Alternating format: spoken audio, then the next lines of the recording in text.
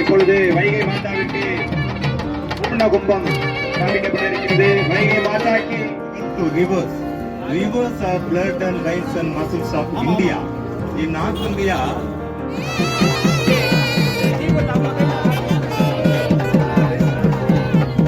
கங்கை காசியை போல வைகை ஆற்றில் பௌர்ணமியை முன்னிட்டு மகா தீபாரதனை நடைபெற்றது. வைகை மாதாக்கு ஜெய். ஓம் நம சிவாய. ஓம் நம சிவாய. ஓம் நம சிவாய. தென் மாவட்டங்களில் கடந்த சில மாதங்களாகவே பெய்து வரும் கனமழை காரணமாக வைகை அணை முழு கொள்ளளவை எட்டி கடந்த ஒரு மாதமாக வைகை ஆற்றில் தண்ணீரானது பெருக்கெடுத்து ஓடுகின்றது.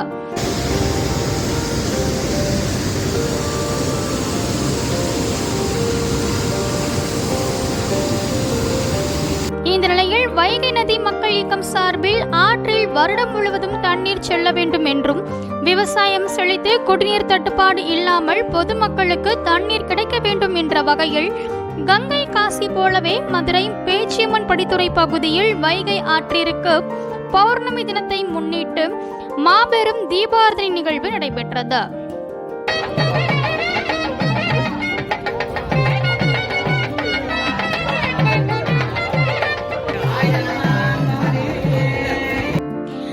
தாளங்கள் முழங்க சிவாச்சாரியர்கள் மூலமாக முதலில் பூர்ண கும்பம் வைகை ஆற்றிற்கு காட்டப்பட்டது.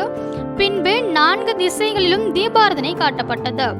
அதே போல மாபெரும் மகா தீபாரதனையும் 4 திசைகளிலும் காட்டப்பட்டு பின்பு வைகை ஆற்றிற்கு பொதுமக்கள் மற்றும் சிவாச்சாரியர்கள் மலர்களை தூவி வைகை ஆற்றிற்கு தண்ணீரை வரவேற்றனர்.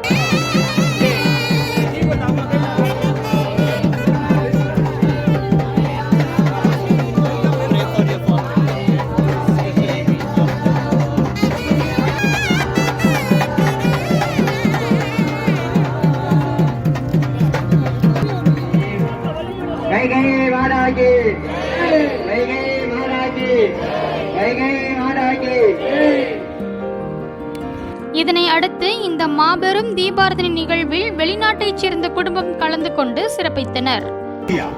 In North India, every Purnami day, because full moon day, they do this Ganga Aarti. So it is a Thanksgiving festival. Here, Mr. Vaigai Rajan and our beloved political leader Thirumaranji. மேலும் வைகை ஆற்றிற்கு தொடர்ந்து தண்ணீர் வந்து கொண்டிருப்பதினால் வைகை நதி மக்கள் இயக்கம் சார்பாக ஒவ்வொரு பௌர்ணமி அன்றும் வைகை ஆற்றிற்கு மாபெரும் தீபாரதனை நிகழ்வு நடைபெறும் என்று கூறப்பட்டது.